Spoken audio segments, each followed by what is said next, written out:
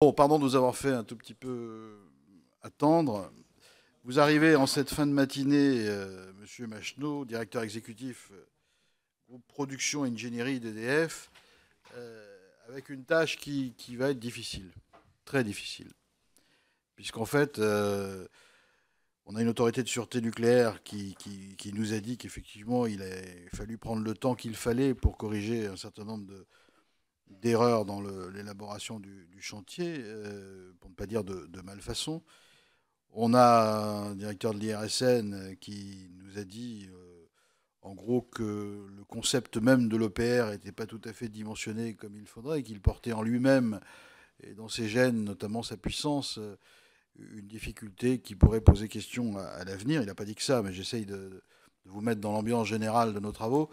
Sort de cette salle Greenpeace. Ce n'est pas la peine que je vous dise ce qu'ils ont pu nous dire. Je pense que vous avez suivi ça de très près. Monsieur Rousselet, d'ailleurs, est quelqu'un qui s'exprime assez régulièrement sur ces questions, puisqu'il est assez présent en proximité du site.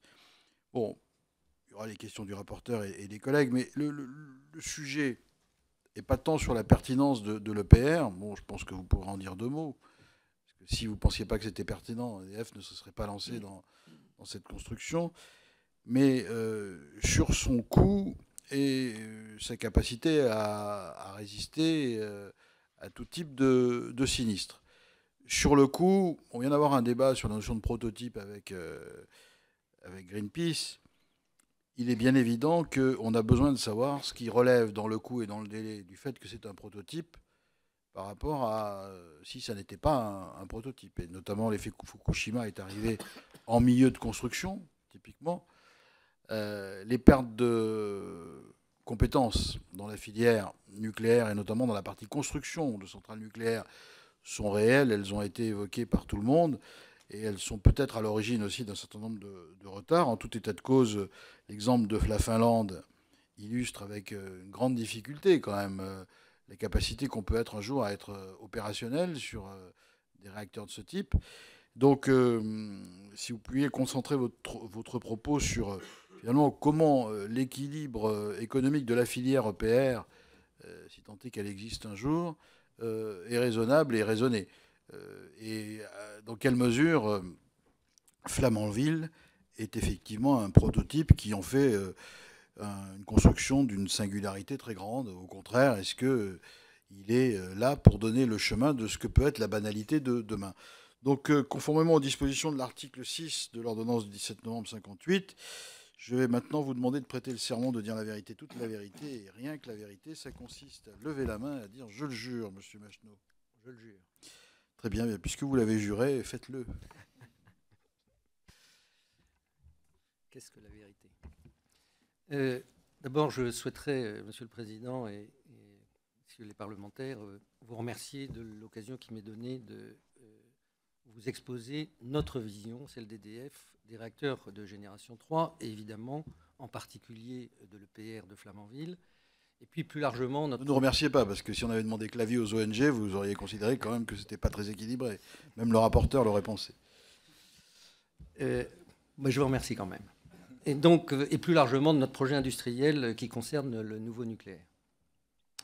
Bien entendu, je répondrai à la question sur le coût qui est majeure, mais si vous le permettez, j'aimerais introduire par un propos liminaire. Nous sommes, EDF, et de loin, et pour quelques années encore, le premier exploitant nucléaire mondial. Nous avons construit et maintenons le parc français avec nos propres forces d'ingénierie, et ceci est une exception dans le monde. Et l'ensemble de nos partenaires, dont Areva, que vous allez auditionner, et qui est lui-même le premier fournisseur de réacteurs nucléaires dans le monde. Notre filière industrielle constitue le troisième secteur industriel français en termes d'emplois directs, après l'automobile et l'aéronautique. Elle est reconnue dans le monde pour sa compétence. Notre responsabilité industrielle est donc double. Elle est à la fois celle de l'énergéticien qui doit préserver la relève de ses parcs, et en particulier en France, celle d'un industriel leader dans son secteur, qui doit veiller autant que possible au tissu industriel dont il a besoin. Dans les deux cas, nous le faisons avec l'esprit qui nous a toujours animés, celui d'un opérateur de service public, d'abord soucieux de l'intérêt général, responsable de notre domaine du patrimoine industriel français. Parler des réacteurs nucléaires de génération 3, c'est d'abord parler de l'avenir du nucléaire. Bien entendu, nous préparons aussi l'avenir avec d'autres filières de production classiques et renouvelables. Vous savez quel effort nous consacrons en particulier pour le développement des énergies renouvelables, avec notre filiale EDF Énergie Nouvelle, et pour la R&D dans ce domaine. En 2013, comme en 2012, EDF a davantage investi dans les ENR que dans le nouveau nucléaire. Pour autant, l'énergie nucléaire reste une filière de production d'électricité indispensable dans le monde, compétitive, fiable, décarbonée, assurant indépendance énergétique et emploi. C'est d'ailleurs pour ça que cette filière a été choisie dans les années 70. On compte plus de 430 centrales en service dans le monde et 70 en construction. Si l'on fait exception de l'Allemagne, de la Suisse et dans une moindre mesure de la Belgique, tous les pays dans le monde disposant du nucléaire poursuivent son exploitation et pour beaucoup d'entre eux, son développement. Et de nombreux pays sans nucléaire ont des projets ou programmes de construction nucléaire. On n'est pas de l'Allemagne, là. Oui. Non, mais le Japon a une politique nucléaire qu'il essaye de relancer en essayant d'améliorer autant que possible les conditions dans lesquelles elle fonctionne. La Chine et la Russie présentent des programmes nationaux extrêmement ambitieux et sont devenus des acteurs incontournables sur le marché international. Le Russe Rosatom construit 1 et bientôt 3 réacteurs par an. Il propose à l'international une offre très complète allant de la formation jusqu'au financement total du projet et a décroché de très nombreux appels d'offres en Turquie, Finlande, Jordanie, Bangladesh, Vietnam, tandis que les entreprises chinoises construisent à un rythme soutenu sur leur territoire. Elles n'ont pas encore obtenu de vrais contrats d'export de technologie, à part au Pakistan, et dans l'attente d'avoir un réacteur de génération 3 exportable, elles négocient des partenariats et investissent dans des projets de construction. D'autres pays, nouveaux entrants, aussi variés que la Pologne, la Turquie, l'Arabie saoudite, le Pakistan, le Bangladesh, le Chili, le Vietnam, la Thaïlande, l'Indonésie, envisagent d'avoir recours à la production d'origine nucléaire. En raison des avantages de cette énergie, tout en l'intégrant dans des cibles très variables d'un pays à l'autre de mix énergétique, par exemple majoritairement charbon en Pologne ou nucléaire et solaire en Arabie saoudite. Ces constructions et ces projets se font progressivement avec des réacteurs de génération 3. Qu'appelle-t-on réacteur de génération 3 ? Il n'existe pas de définition précise, mais la génération 3 se démarque principalement de la génération 2 par la prise en compte des accidents graves. Les réacteurs de génération 2, construits à partir des années 70, ont été conçus avec l'idée de rendre impossible, ou infiniment peu probable, un accident grave, avec des rejets significatifs dans l'environnement. Par conception donc, du moins par conception d'origine, ils n'intègrent pas la possibilité d'un tel accident, et en particulier la possibilité d'une fusion du cœur, puisqu'ils ont été justement conçus pour l'éviter. Or, les accidents de Three Mile Island, de Tchernobyl et désormais de Fukushima ont montré que ces accidents graves pouvaient exister. D'où la principale caractéristique des réacteurs de génération 3, qui est de les rendre en probabilité encore plus faibles, mais surtout d'intégrer la possibilité d'un accident grave et d'en limiter les effets sur l'environnement, grâce par exemple à l'installation de récupérateurs de corium comme dans l'EPR ou d'autres dispositions dont vous avez parlé la semaine dernière, comme la rétention du cœur en cuve. Cela ne signifie pas que nos réacteurs en exploitation soient moins sûrs. Je veux d'abord rappeler qu'au premier rang, la sûreté est affaire d'exploitant et non de réacteur. Quel que soit le modèle de réacteur qu'il exploite, c'est à l'exploitant de garantir la sûreté par sa culture, sa formation.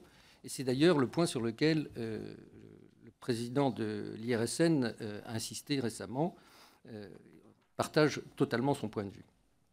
Et le cas échéant, par des modifications de conception.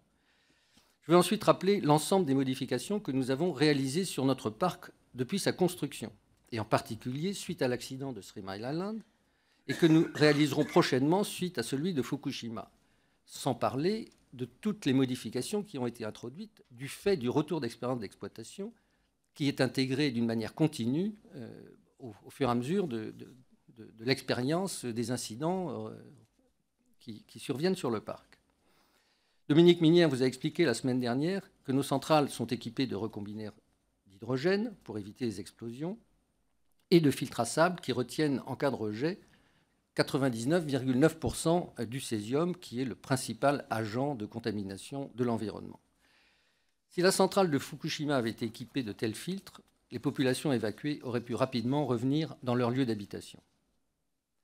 Qu'il s'agisse des réacteurs en exploitation ou des nouveaux réacteurs, notre objectif d'exploitant est le même, tout mettre en œuvre pour que, quel que soit l'accident, il n'y ait pas de contamination long terme des territoires.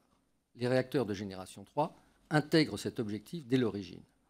Tous les constructeurs ont à leur actif le développement d'un modèle ou de plusieurs modèles de génération 3, en particulier l'EPR, sur lequel je reviendrai, qui est le fruit d'un projet franco-allemand, et 4 de ces EPR sont en construction aujourd'hui, OL3, FLA3 et 2 en Chine, à Taishan.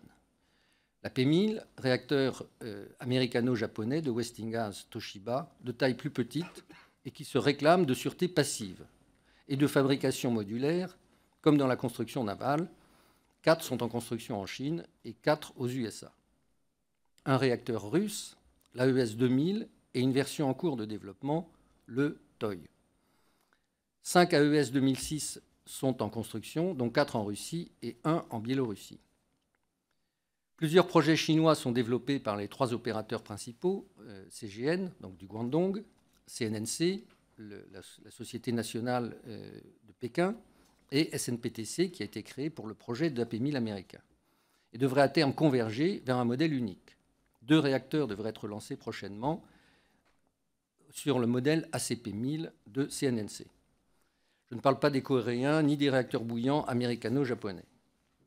Au-delà des batailles de technologie, il faut comprendre que tous ces pays et constructeurs sont dans une phase de mise au point et d'apprentissage et accusent des retards et des difficultés dans le développement de réacteurs de génération 3. Par exemple, la P1000 de conception Westinghouse pose des problèmes liés à la fabrication modulaire et à de grandes difficultés à mettre au point le fonctionnement et l'assurance qualité des pompes qui sont des pompes immergées et qui donc peuvent difficilement faire l'objet de maintenance pendant la durée de vie. Cela dit, et donc ils connaissent des retards et des difficultés. Les Chinois sont en retard sur leur propre modèle de génération 3, alors même qu'ils visent à en équiper leur site bord de rivière, qu'ils continuent à développer. Le premier défi industriel est donc d'abord de livrer et de démarrer ces réacteurs. Le second défi est ensuite d'engager de vraies fabrications industrielles, assurant à la fois la qualité des réalisations et une économie des projets. Je vais y revenir. Tant que les réacteurs n'ont pas démarré et ne sont pas développés à une échelle industrielle, il est très difficile de comparer les coûts et les performances de ces nouveaux modèles. Ils montrent cependant une forme de bouillonnement d'initiatives qui peut, à certains égards, rappeler le foisonnement des technologies que nous avons connues lors de la génération 1, c'est-à-dire avant les années 70. Au fond, on se trouve aujourd'hui au niveau mondial dans une situation qui ressemble à celle de la fin des années 60 en France, où plusieurs modèles étaient en cours d'expérimentation avant le choix de la filière à eau pressurisée qui s'est généralisée dans le monde. À la différence près que les besoins en développement nucléaire sont tirés par les pays hors OCDE, principalement la Chine. Il nous semble vital que l'industrie française, qui bénéficie d'un modèle industriel robuste, alliant la filière industrielle et l'exploitant le plus expérimenté du monde, joue ses cartes et trouve sa place dans ce développement mondial. S'agissant de l'EPR, vous savez qu'il a été développé par EDF, des électriciens allemands et Areva, groupé avec Siemens, dans les années 90. Ce réacteur nucléaire est le fruit de l'expérience accumulée, de l'exploitation depuis plusieurs décennies de centrales nucléaires, notamment en France et en Allemagne.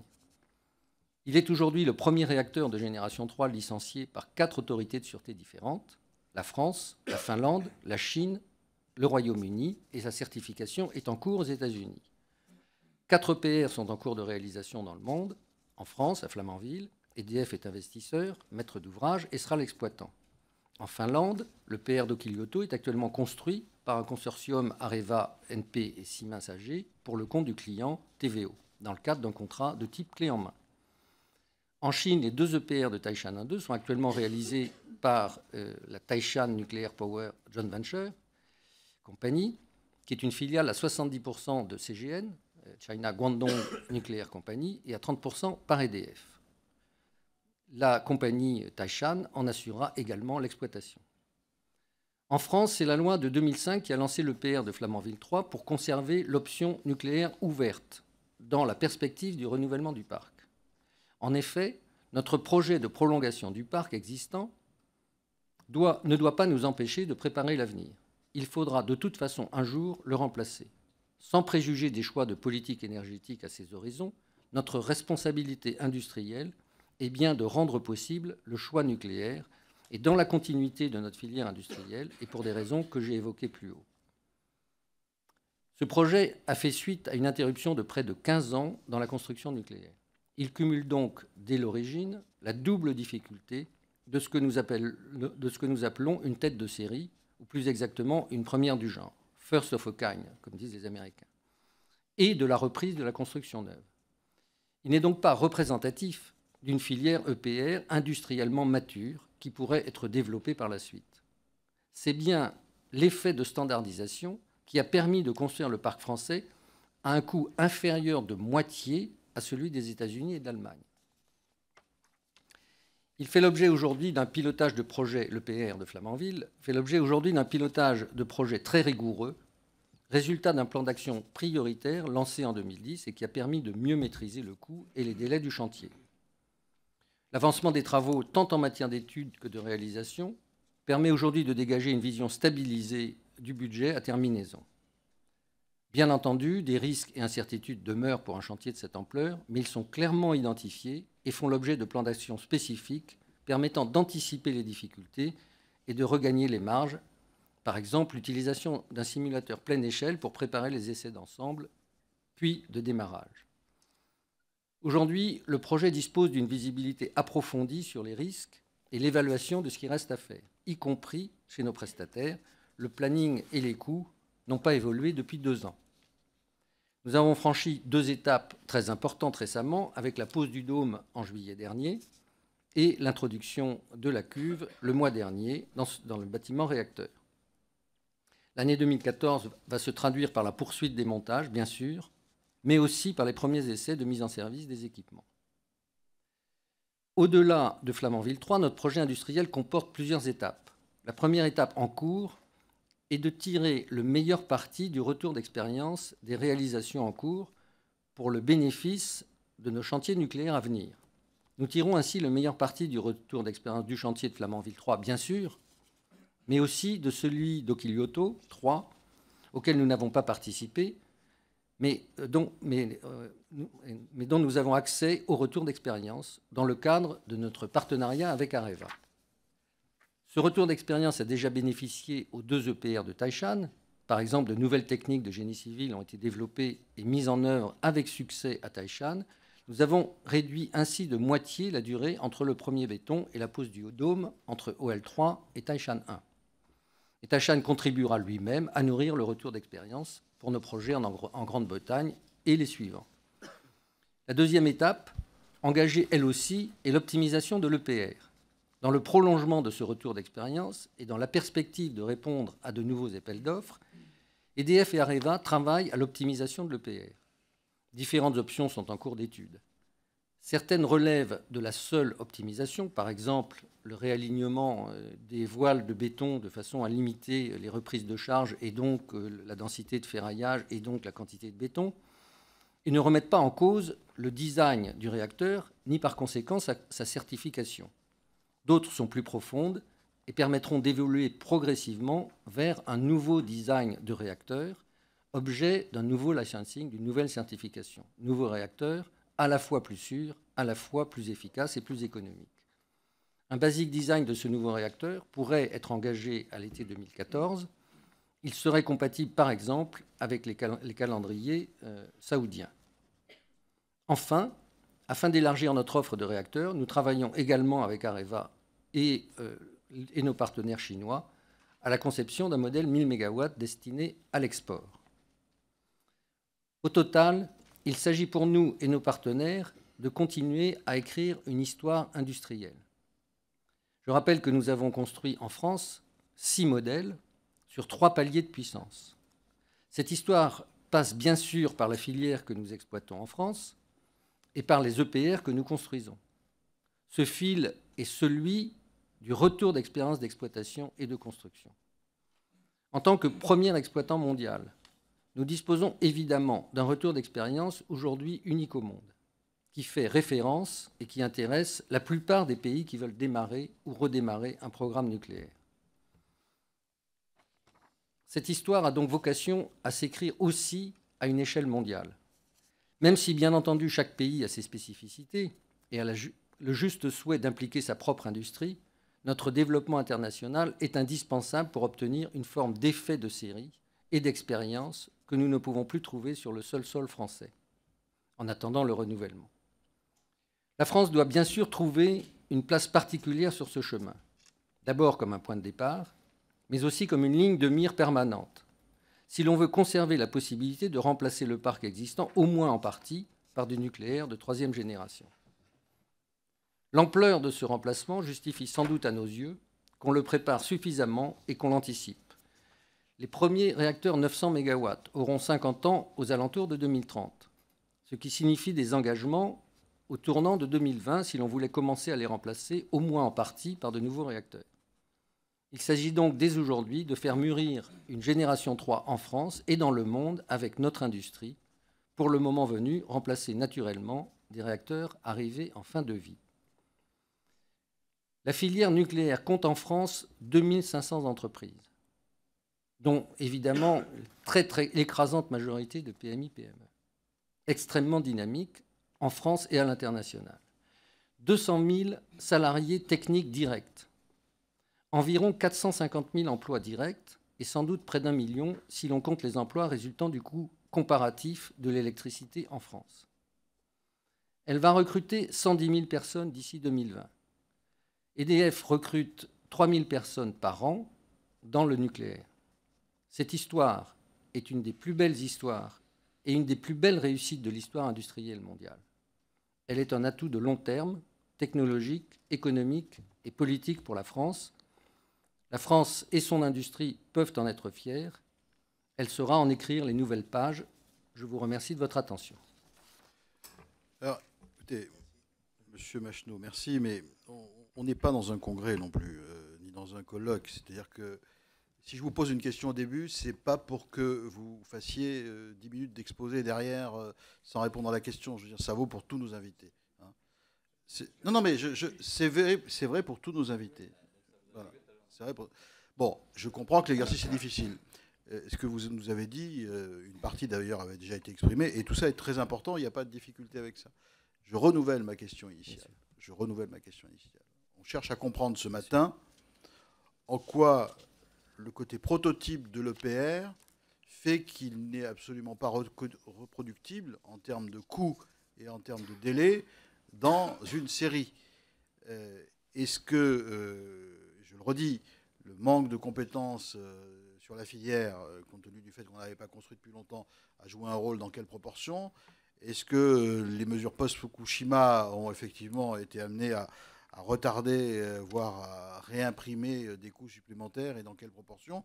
Est-ce que l'expression tout à fait simple de Greenpeace tout à l'heure qui nous dit en fait quand on passera à la série, ça sera 10% de coûts en moins, parce que c'est de ça dont on parle. Nous, on est dans un, si vous voulez, dans un flux d'intervention où chacun nous explique son point de vue et on a besoin au global d'éclairer des conclusions. Donc j'insiste un peu pour que, après nous avoir exprimé tout ce que vous nous exprimez, c'était pas hors sujet, c'est pas ce que j'ai dit, hein, vous puissiez nous donner votre point de vue sur c'est quoi l'impact d'un prototype et en même temps comment est-ce qu'on peut regarder les choses en parallèle de ce qui se passe ou pas en Finlande.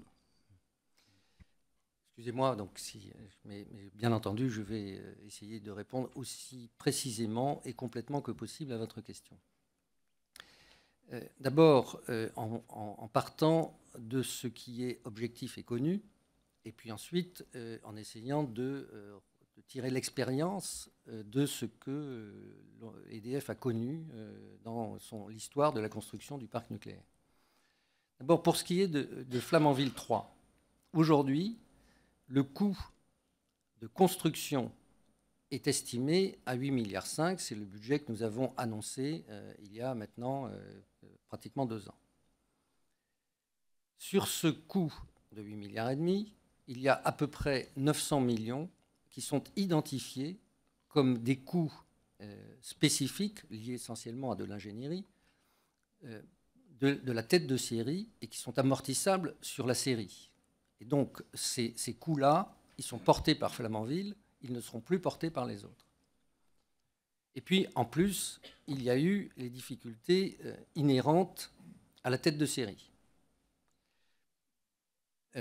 Nous avons eu des difficultés, je l'ai dit dans la présentation, dans la mise en œuvre du génie civil, qui nous a créé beaucoup d'ennuis pour des raisons liées à l'évolution dans la préparation, et en particulier des évolutions techniques qui ont été faites d'une manière un peu théorique et de façon probablement non suffisamment adaptées à la réalité industrielle, qui nous ont conduit à prendre beaucoup de retard dans le génie civil, avec des prescriptions et des contraintes que nous nous sommes fixées à nous-mêmes et qui, au fond, n'étaient pas des dispositions constructives, réalistes et industrielles.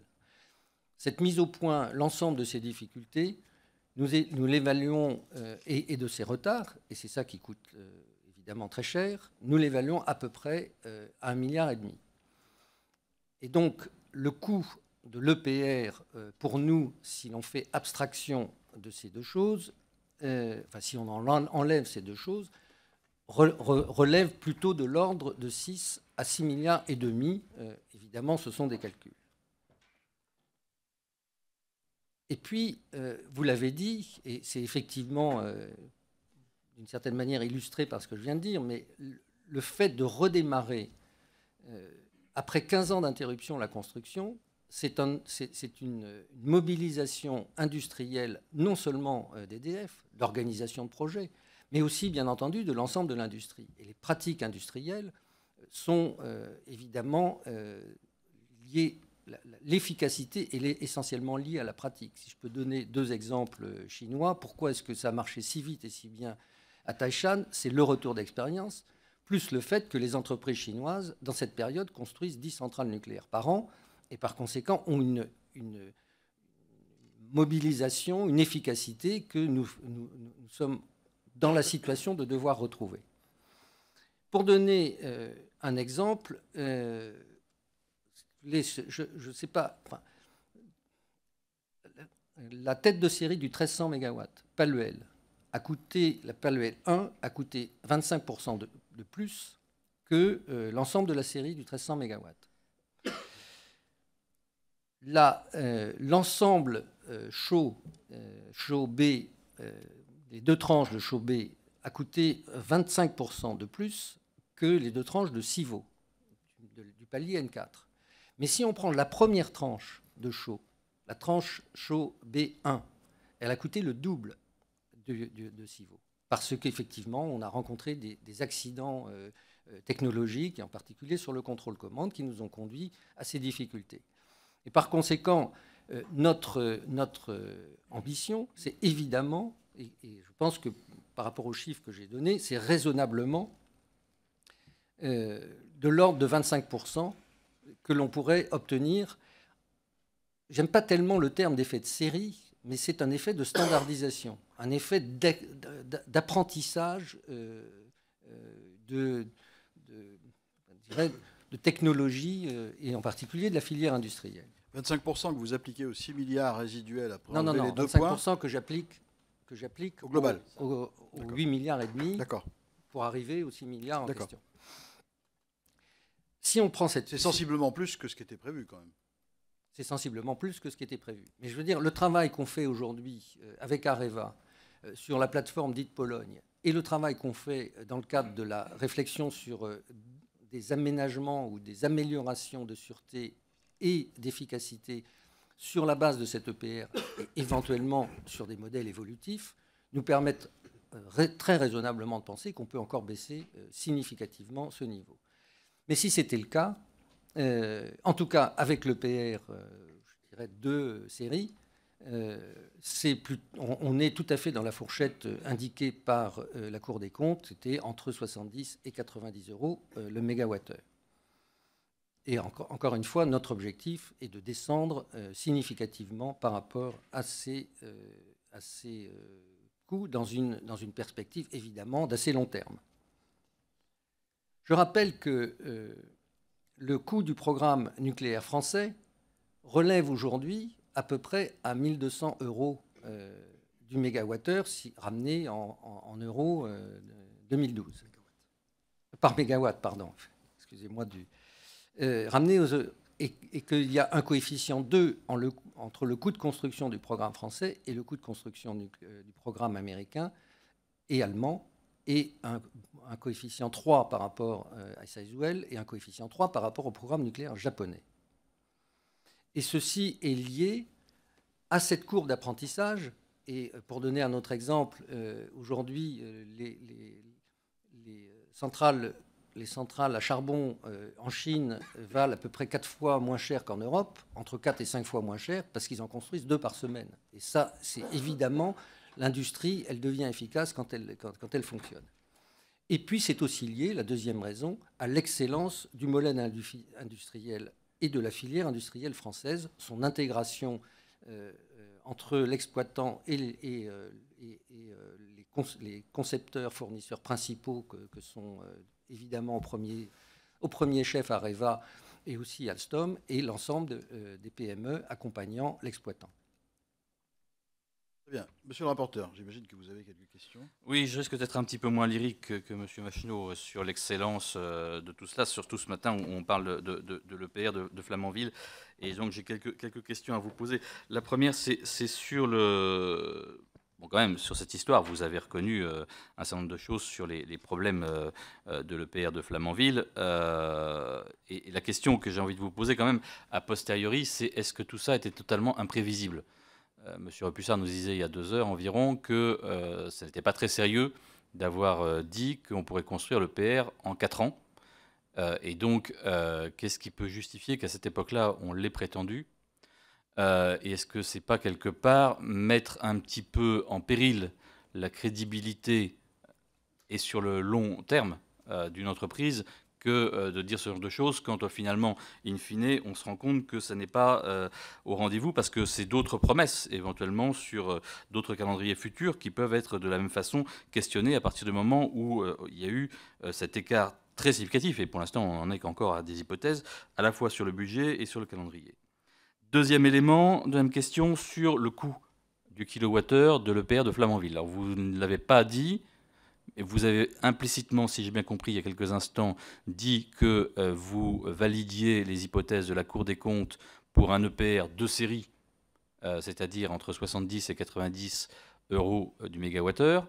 Mais donc pour l'EPR de Flamanville, ce serait donc 25% de plus. Si j'entends bien ce que vous nous avez dit, que vous voyez comme écart de coût entre l'EPR de série, en quelque sorte, et l'EPR de Flamanville. Est-ce que donc il faut donc évaluer que le mégawattheure donc à la sortie Flamanville 3 sera donc de 25% de plus que 70 à 90 euros du mégawattheure. Troisième question, ces évaluations sont faites, d'après ce que l'on peut en savoir, en faisant l'hypothèse d'une disponibilité du réacteur de 90% pendant 60 ans. Est-ce que cela vous paraît crédible au regard de ce que l'on connaît du mode de fonctionnement des installations nucléaires aujourd'hui, de penser sur une durée aussi longue un taux de disponibilité aussi important? Quatrième question, c'est sur cette durée de 60 ans. Quand on voit la façon dont évoluent les cours de l'électricité, les technologies, les coûts de ces différentes technologies, je parle des technologies alternatives au nucléaire, est-ce que ça ne vous paraît pas un peu anachronique, excusez-moi le terme était peut-être un peu exagéré, mais de construire des installations qui, entre le moment de leur conception et leur fin de durée de vie, et donc toute la période pendant laquelle elle doit équilibrer l'ensemble de ce budget, s'écoule 70 à 80 années, pendant lesquelles énormément de choses peuvent se passer, notamment en termes de production. Est-ce que ce n'est pas quand même une faiblesse un peu structurelle je le dirais, du nucléaire, et notamment plus il est puissant, plus il a besoin de temps évidemment pour se rentabiliser, pour atteindre sa rentabilité. Est-ce que ce n'est pas une faiblesse un peu structurelle? Cinquième point, et avant-dernier, en ce qui concerne Hinkley Point. Parce que vous nous dites finalement, nous allons aller vers du nucléaire, de l'EPR de série, etc., qui coûtera moins cher, etc. Mais ce qu'on constate aujourd'hui sur les différents équipements donc, qui sont construits, donc les différents EPR, on ne voit pas de diminution. Au contraire, sur Hinkley Point, on voit encore une augmentation, puisqu'on est plutôt à 9,5 milliards, même si... on peut comparer des situations différentes en termes de situation des installations. Malgré tout, on est là donc sur un prix garanti pendant 35 ans du prix de l'électricité pour le prix, si tant est que la Commission européenne valide cela, pour l'électricité produite par Hinkley Point, ce qui est en plus à un niveau donc, de près de 110 €, c'est de mémoire, hein, du mégawattheure, donc qui est très élevé. Est-ce qu'on est bien dans quelque chose qui est de l'ordre du raisonnable par rapport à ce que vous nous disiez, qui est la compétitivité? Enfin, ma dernière question, c'est concernant la courbe qui vient d'être distribuée, qui est donc une courbe accessible sur Internet et qui est produite par votre entreprise, et qui est assez frappante et sur lequel j'aimerais avoir vos commentaires, parce que elle est produite donc par votre entreprise, elle met en évidence donc ce que peuvent être les coûts futurs, hein, en matière d'investissement. Et donc, quand on regarde cette courbe, grossièrement, on voit 3 grands blocs. Le grand bloc des investissements initiaux qui avaient été effectués pour construire le parc actuel, de l'ordre à peu près de 100 milliards d'euros pour reprendre les chiffres de la Cour des comptes. Nous y voyons la deuxième bosse qui concerne les coûts de maintenance et de grand carénage, donc qui ont fait l'objet de nos discussions avec M. Minière la semaine passée. D'ailleurs, on constate d'ailleurs sur cette courbe que d'après vos évaluations, les coûts se poursuivent assez significativement au-delà de 2025. Et donc, les 55 milliards qui nous ont été annoncés jusqu'à 2025, en fait, il faut sans doute y ajouter une bonne part de coûts supplémentaires pour la poursuite du grand carénage au-delà de 2025, on dirait grosso modo 2 tiers, 1 tiers, quoi, quelque chose comme ça. Donc on serait plutôt de l'ordre de 75 milliards pour ce grand carénage si on fait une évaluation, mais je suis prêt à entendre évidemment vos commentaires, c'est même ce qui m'intéresse le plus. Et puis alors il y a la partie renouvellement, donc ce dont nous parlons aujourd'hui, qui est donc la construction de nouveaux réacteurs, et on parle bien de la 3e génération et pas de la 4e génération. Et donc là, vos simulations montrent un taux, enfin plutôt une quantité, une masse d'investissement extrêmement importante. Et donc j'aimerais avoir vos commentaires sur à quoi cela correspond. Combien de PR cela correspond-il, y compris par rapport au chiffrage que vous venez de nous donner, donc 6 milliards, 6 milliards 5 par tête de réacteur. Donc comment ont été évalués ces coûts? Est-ce que vous... voilà, comment vous pouvez nous commenter un peu cette courbe qui est assez illustrative malgré tout quand la CFDT qu'on a reçue il y a quelques séances nous parlait d'un mur d'investissement. En effet, on se dit qu'il y a là des choses qui, par rapport à la période que nous connaissons depuis quelques décennies, à la fois le grand carénage et le post-Fukushima, puis ensuite la construction de nouveaux réacteurs qui sont extrêmement significatifs en termes d'investissement. Monsieur Macheneau. Merci, monsieur le rapporteur. Flamanville, la durée, la prévisibilité de la durée. Comment dire? De fait, nous avions envisagé, EDF avait envisagé, dans les début des années 2000, d'avancer significativement le basic design, le travail d'ingénierie de détail à peu près à 50% avant de commencer les travaux. En fait, le projet de réaliser le PR à ce moment-là était suffisamment incertain pour que ce travail n'ait pas été fait par anticipation. Et donc au moment où il a été décidé de construire le PR, l'évaluation s'est faite sur la base des coûts et des quantités du N4 et de la durée de fonctionnement. Et de fait, nous nous sommes... entre-temps, la réglementation et les contrôles ont changé significativement. Et puis, il y a les faiblesses, les difficultés inhérentes à la tête de série et les faiblesses liées à la difficulté de mobilisation de l'industrie, qui sont également responsables d'une large partie de ces retards. Je dirais, si vous regardez dans le monde l'ensemble des grands projets qui ont été engagés, la plupart de ces projets ont fait des très grands projets de ce type, font l'objet de prolongation de durée très significative et de fait représentent une perte de maîtrise industrielle. C'est ce que nous sommes en train d'essayer de reconquérir.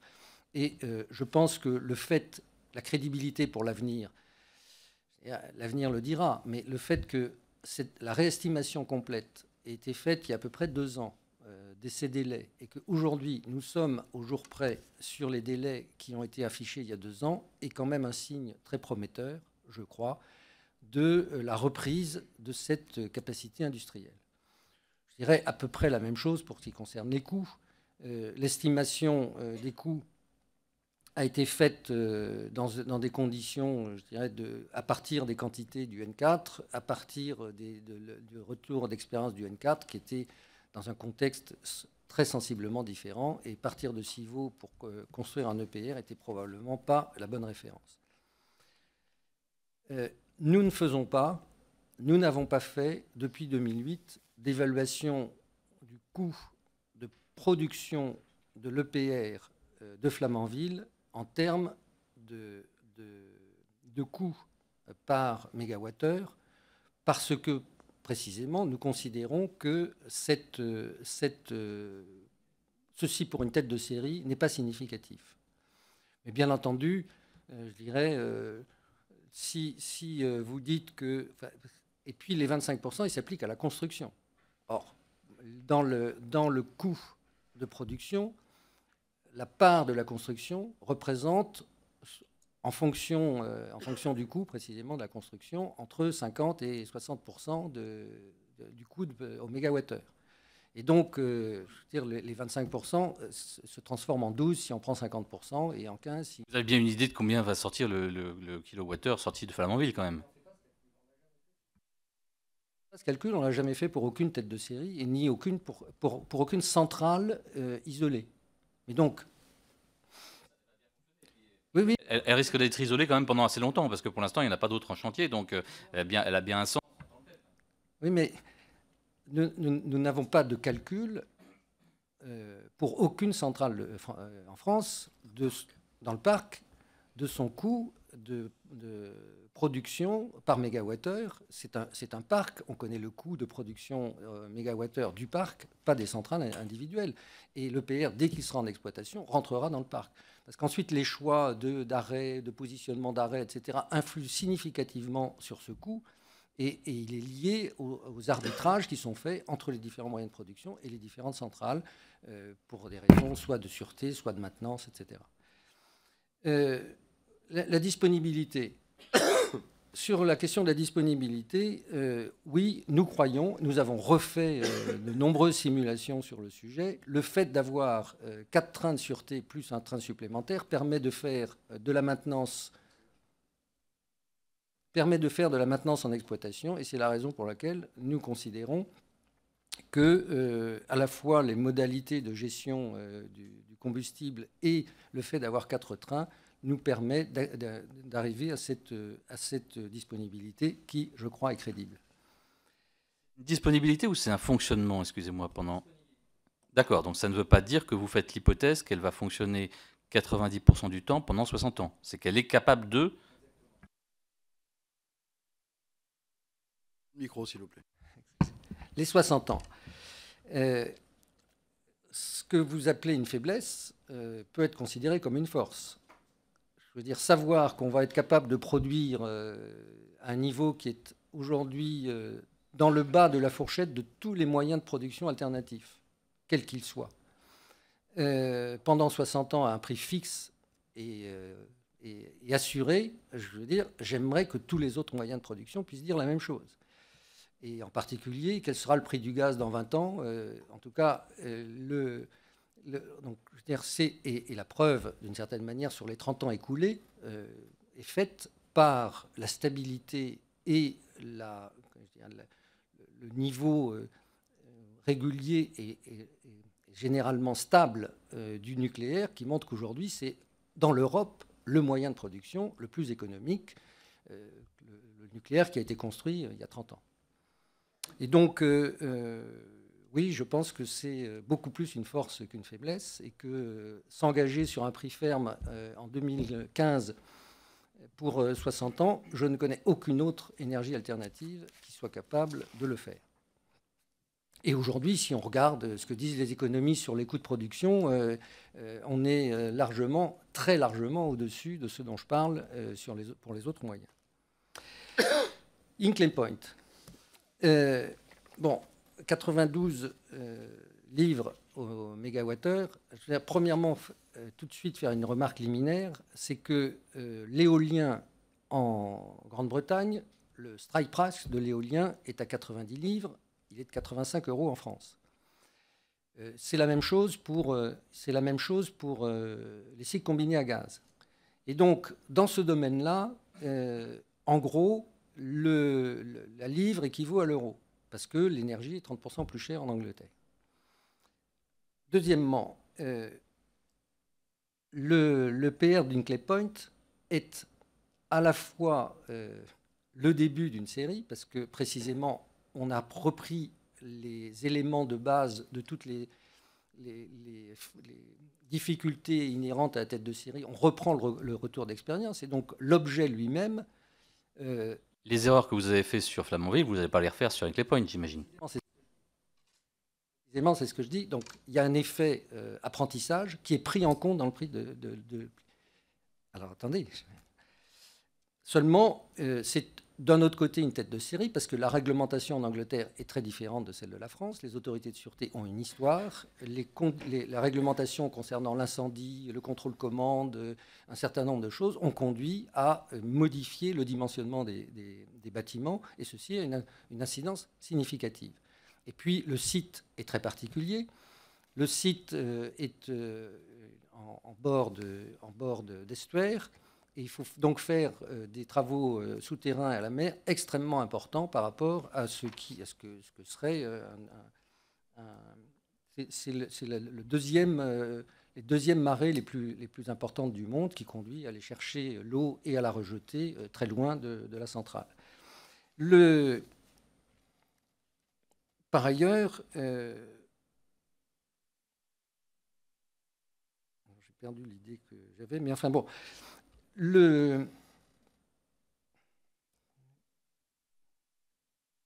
Donc,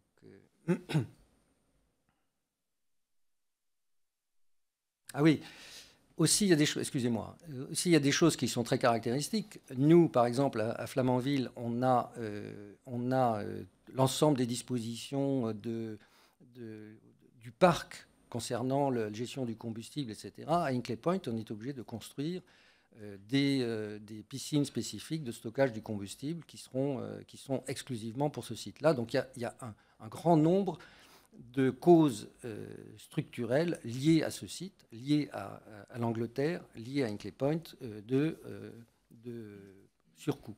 Et puis dernièrement, finalement, Hinkley Point, le 92,5, c'est un prix, c'est pas un coût. Donc, on ne peut pas comparer le prix de vente régulier sur ce centre avec le coût, parce que si on veut avoir des investisseurs, il faut qu'il y ait une rentabilité affichée, etc. Qui est de combien? La rentabilité? 10%, c'est un chiffre public. Les trois bosses. Alors... vous dites que le grand carénage, c'est 75 milliards et pas 55. Ce qu'on a toujours dit, nous, c'est qu'il y a une bosse d'investissement qui est nécessaire, liée à un certain nombre de facteurs qui sont l'arrivée, enfin, la période entre 30 et 40 ans et le passage des 40 ans qui nécessite des investissements assez lourds en matière de modification, d'augmentation du niveau de sûreté, d'augmentation significative du niveau de sûreté et de remplacement de gros composants comme les générateurs de vapeur ou les alternateurs. Et donc, ceci, c'est le grand carénage. Et on a dit que ça représentait 55 milliards entre 2012 et 2025. Ça ne veut pas dire qu'après, on ne fait plus rien et qu'avant, on n'a rien fait. Mais c'était pour donner l'ordre de grandeur et l'image de l'effort spécifique pendant cette période. Ce qui veut dire donc que le grand carénage, c'est plus que 55 milliards. C'est ça que vous nous dites. C'est que la partie qui est avant 2025, c'est 55 milliards, mais que l'ensemble, c'est plus que 55 milliards. Mais non, mais un outil industriel, une usine, c'est une exploitation permanente, c'est une maintenance permanente. Non, mais par définition, ce qu'on a dit, c'est que la part de ça, donc ce qu'on a appelé le grand carénage, c'est précisément la bosse que l'on a localisée entre 2012 et 2025 et qui s'élève à 55 milliards, en fait 45 plus 10 liés au post-Fukushima. Je le rappelle, pardonnez-moi de vous interrompre, nous avons demandé le détail de ces 55 milliards. Il nous a été indiqué qu'il nous serait fourni. Donc c'est très important parce que l'autorité de sûreté ne l'a pas, il n'y a que vous qui l'avez, et donc il faut qu'on ait le détail, les devis qui vont avec, etc. Enfin, votre entreprise s'est engagée à nous le fournir d'ici la fin de nos travaux. C'est très important. Bien entendu, ça ne pose aucune difficulté. Alors la troisième bosse, je dirais, c'est simplement en gros pour donner l'ordre de grandeur. Il n'y a pas de, enfin, je veux dire, c'est une image ce document est effectivement interne à l'entreprise. C'était dans le cadre d'une présentation des perspectives financières de l'entreprise, et dans lequel, au fond, ce qu'on voulait dire, c'est qu'à l'échelle, le chiffre de 55 milliards du grand carénage, qui paraît considérable, s'il fallait... c'est pour prouver l'intérêt de la prolongation de la durée de vie des centrales, pour reporter à plus tard. Maintenant, c'est une image. C'est fondé sur quelle hypothèse ? L'hypothèse que l'on reconstruirait 63 gigawatts, c'est-à-dire une quarantaine de PR, à un coût de l'ordre de grandeur de celui que j'ai indiqué, du coût cible que j'ai indiqué tout à l'heure. Et donc, ça donne ça, mais c'est une image. Cela dit, cette question, elle est... Sur l'image, il y a marqué « document de travail à valeur informative non contractuelle ». Voilà, oui, je le dis. De toute façon, je ne sais pas à qui on pourrait la contractualiser, mais bon. Non, mais ce que je veux dire, c'est que c'est aussi une image que l'industriel EDF, et de services publics, qui se sent une responsabilité vis-à-vis de l'alimentation de la France en électricité, se pose la question, et pose la question de...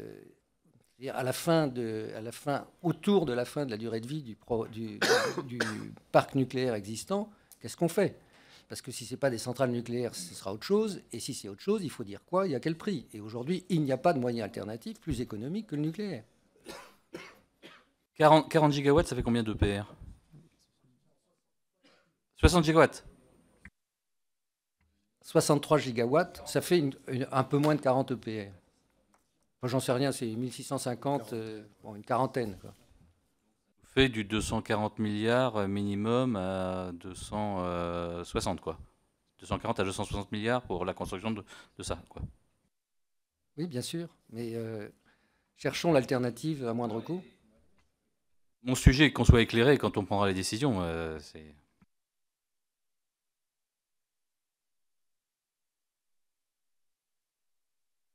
Vous avez terminé sur les réponses ?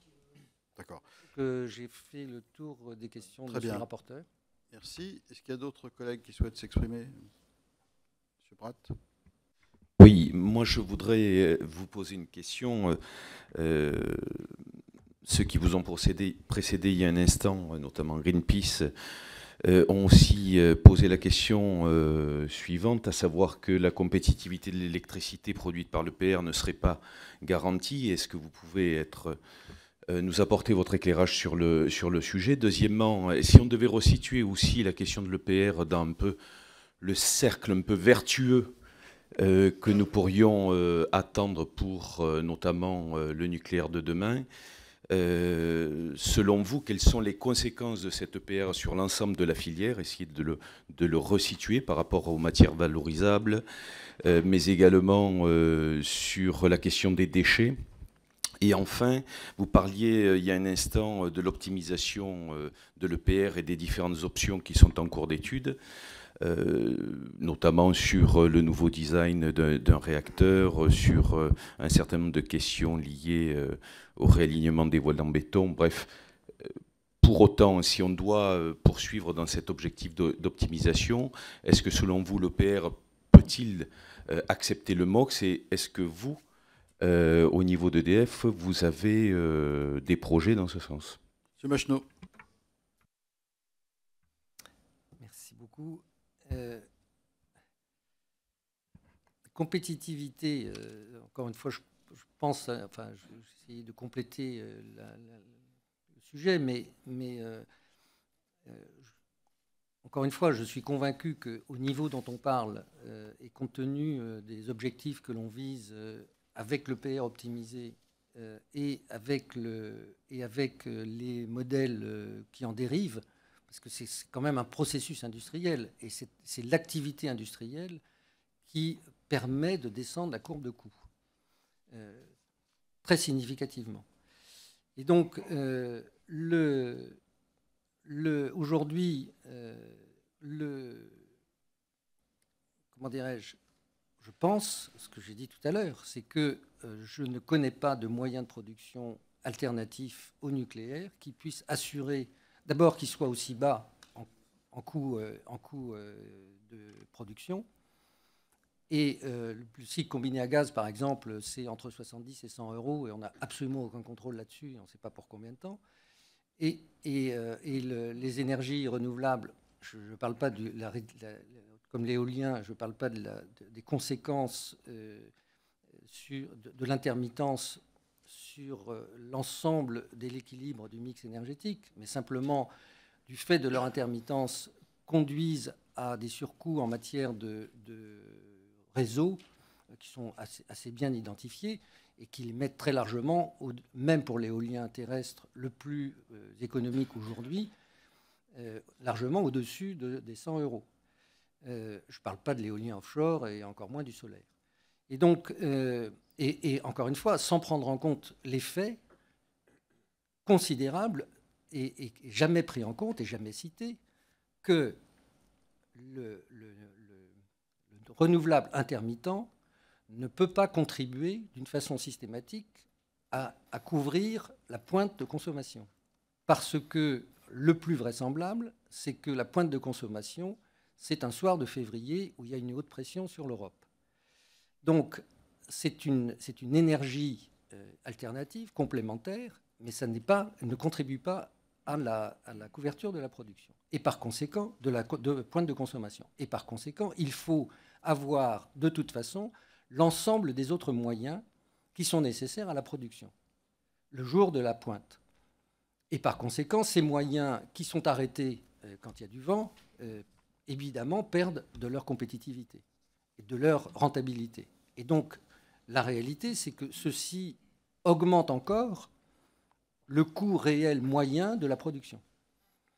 Et donc, je suis convaincu donc qu'en ayant une production stable sur la durée et parfaitement appelable au moment où on en a besoin, l'EPR se situe de très loin le mieux dans la compétition.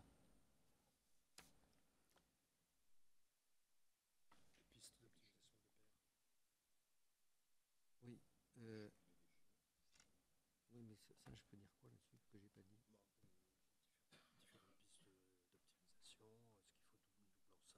Oui, ok. Pour ce qui concerne, effectivement, du point de vue du cycle du combustible, l'EPR présente des caractéristiques, puisque la production de déchets ultimes, et compte tenu des caractéristiques de ce réacteur, est relativement moindre au kilowatt produit.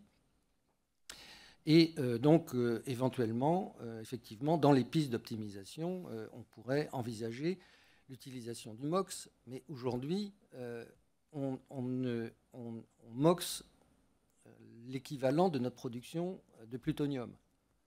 Et donc, l'équilibre, c'est un équilibre de matière plus qu'un équilibre de mode de production.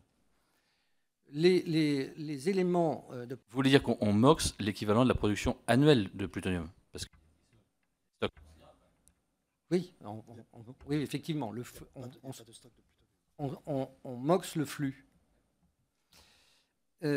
L'optimisation, et là, je pense que c'est quelque chose qui est très important de mon point de vue à prendre en compte, c'est que je dirais, on a été interrompu dans un processus d'amélioration continue de l'efficacité industrielle des réacteurs nucléaires en France. On est passé des différents... Et je veux dire, on améliore constamment par des modifications qui résultent du retour d'expérience la sûreté de nos centrales. Et les centrales aujourd'hui qui étaient construites dans les premières sont aussi sûres que celles qui sont construites aujourd'hui parce que constamment, et j'appelle ça l'effet de standardisation plutôt que l'effet de série, ce qui fait la force du parc nucléaire français, c'est précisément la standardisation progressive, parce que dès qu'on trouve quelque chose de nouveau, on l'installe sur l'ensemble du parc. Et donc l'amélioration, elle est équivalente pour toutes les centrales. Et donc c'est dans ce processus-là qu'on veut continuer. Aujourd'hui, on a un EPR, on essaye de voir, en le construisant, les difficultés qu'on rencontre, on verra en l'exploitant les améliorations qu'on peut apporter, et notre objectif, c'est évidemment d'aller progressivement et pour introduire dans un modèle suivant l'ensemble des améliorations correspondantes. Alors, par exemple, on peut se reposer la question dans l'optimisation de savoir si c'est plus sûr d'avoir 2 enceintes plutôt qu'une, d'avoir 5 trains de sûreté plutôt que 2, comme il y avait sur les anciennes centrales. Je dirais, l'ensemble de tout ça doit faire l'objet d'une analyse de sûreté très approfondie, et c'est ça qui est en cours dans notre travail d'optimisation. Très bien. Écoutez, merci de vos réponses. On va passer à l'audition suivante, puisque nous n'avons pas tout à fait terminé nos travaux pour cette matinée. On va